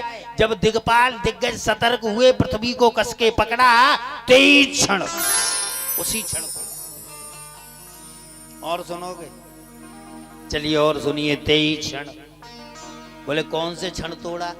राम जी धनुष को तोड़ना चाह रहे हैं, लेकिन शंकर जी पकड़े बैठे हैं, तो गुरु प्रणाम मन ही मन कीना। राम जी ने त्रिभुवन गुरु भगवान शंकर को प्रणाम किया, और शंकर जी धनुष को पकड़े बैठे थे। अब शंकर जी ने देखा मेरा इष्ट मुझे प्रणाम कर रहा है, तो शंकर जी धनुष को छोड़ करके हाथ जोड़ना चाहा। 23 क्षण। श्री राम जी ने धनुष को तोड़ा। किसी ने धनुष से पूछ लिया भाई साहब? बोले हाँ। बोले पहले तो राम जी तुम्हें ऊपर उठा रहे थे, फिर 2 भाग करके नीचे पटक दिया, तुम्हें बुरा नहीं लगा? धनुष ने कहा नहीं। बोले क्यों? बोले जब राम जी ऊपर उठा रहे थे तो बोल रहे थे तुझे मुक्त कर दूं, और मुक्ति के लिए तो देहाध्यास से ऊपर उठना पड़ेगा। तो मैंने कहा महाराज मुझे मुक्ति नहीं, मुझे तो भक्ति चाहिए। तो राम जी ने 2 भाग करके नीचे पटक दिया, क्योंकि भैया चरण भी 2 है, तेरे भाग भी 2 है, क्योंकि भक्ति तो द्वैत में होती है, अद्वैत में नहीं। जय सिया राम। जब तक सेवक स्वामी भाव न बने। बोले फिर तुम्हें बुरा नहीं लगा राम जी ने तोड़ दिया? बोले बिल्कुल नहीं। बोले क्यों? क्योंकि जब हम जुड़े थे तब औरों को तोड़ते थे, आज टूटे तो 2 को जोड़ के टूटे। जय सिया राम सीताराम। इसका आशय क्या है? जब आपके हमारे जीवन में अहंकार जुड़ता है तो समाज टूटता हुआ चला जाता है, और जब अहंकार टूटता है तो समाज जुड़ता हुआ चला जाता है। जय सिया राम। राम जी ने धनुष तोड़ा, सीता जी जयमाल लेकर के आई। कर सरोज जयमाल सुहाई। तुलसी बाबा ले गए हैं, सीता जी ने राम जी के गले में जो माला डाली वो यहाँ 3 पद न्याय है। सरोज, कर सरोज जयमाल, ये सरोज कर के साथ भी और जयमाल के साथ भी है। ऐसा अर्थ करो, सीता जी कमल जैसे हाथों में कमलों की पुष्पों की माला लाई जो राम जी को पहनाई। लेकिन मैं आपसे निवेदन करूं, सीता जी ने राम जी को गोल्डन चेन पहनाई है सोने की, क्योंकि बिना प्रमाण की बात नहीं, बिल्कुल नगद कथा। वाल्मीकि रामायण बोल रहा हूं, सीता स्वर्ण मणिमाला गृहीत्वा दक्षिणे करे। सीता जी ने राम जी को जो माला पहनाई वो गोल्डन चेन थी।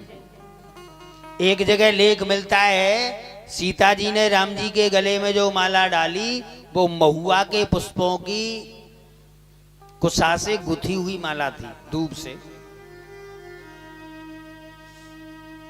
ये तो हरिअनंतरी कथा अनंता। और आज भी आप देखते हैं, जब शादी होती है ना, तो लड़का लड़की को, लड़की लड़के को हार पहनाते हैं। हार चाहे फूलों का हो चाहे सोने का हो, हार तो हार है। लड़का लड़की को पहनाता है, लड़की लड़के को पहनाती है हार। हार पहनाने का मतलब है, लड़का लड़की को बोलता है, लड़की लड़के को बोलती है, मैंने तुम्हें हार पहना दिया, जिंदगी में हारना मत। और जो लोग जिंदगी में हार मान लेते हैं, ऐसे लोग या तो सल्फास खा लेते, नहीं तो फांसी पे झूल जाते। जैसी आराम, हारना नहीं है। नर हो निराश करो मन को, कुछ काम करो, कुछ काम करो। यह जन्म हुआ किस अर्थ हुआ, समझो यह व्यर्थ ना हो, शायद मैथिली शरण गुप्त। जैसी आराम, हारना नहीं है।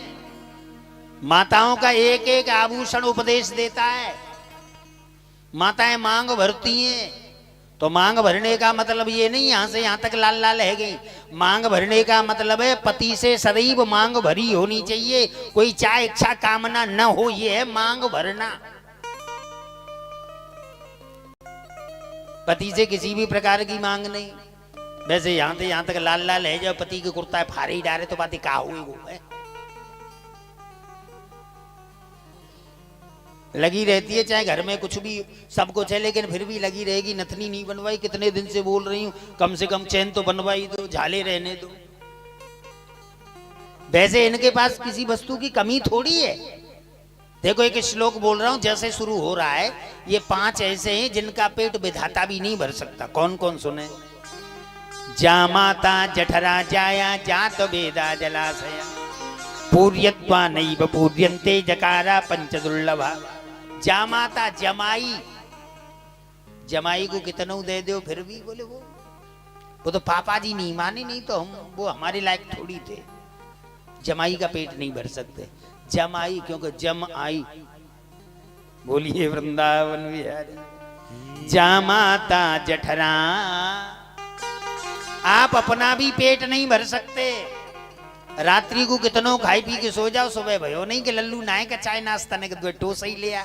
भले आदमी मानव के किसी भुक्कड़ की औलाद। जामाता जठरा जाया, जाया मीन्स पत्नी। आप पत्नी का पेट नहीं भर सकते। सब कुछ है घर में फिर भी लगी रहेगी। इनके पास कोई कमी थोड़ी है। शॉपिंग को चली जाए तब देखो 15,000 की साड़ी खरीद के ला रही है। अब सोच रही है टिंकू का पापा क्या कहेगा, तो 150 रुपए की टी शर्ट टिंकू के पापा को, वो पहन के खुश। देखो देखो हमारी बीवी कितना ख्याल रखती है, देखो हमारे लिए टी शर्ट लाई है। अरे टेसू, ये टी शर्ट नहीं, ये रिश्वत है। जैसी यारा, तो जामाता जठरा जाया, जात वेदा। जात वेदा कहते हैं यज्ञ के लिए। यज्ञ में तुम करोड़ों रुपयों की सामग्री की आहुति लगा दो, आप सोचें यज्ञ पूर्ण हो गया, अरबों रुपयों की सामग्री ले आओ। जलाशय, पोखर, तालाब, सरोवर पूर्यत्वा नहीं पूर्यन्ते जकारा पंच दुर्लभा। ये पूर्ण होने पर भी अपूर्ण ही हैं, इनका पेट विधाता भी नहीं भर सकता। बोलिए वृंदावन बिहारी की जय। तो बात समझ में आ गई। मांग भरने का मतलब है मांग भरी होनी चाहिए। पति से किसी भी प्रकार की मांग न हो। पहले हमारी माताएं मांग भरती थी यहां से यहां तक। अब तो मॉडल जमाना है, तेरे नाम से शुरू तेरे नाम पे खत्म। पहले माताएं चूड़ियां पहनती थी यहां से यहां तक, फिर एक गाना आया मेरे हाथों में 9 के 2 भी नहीं है चूड़े।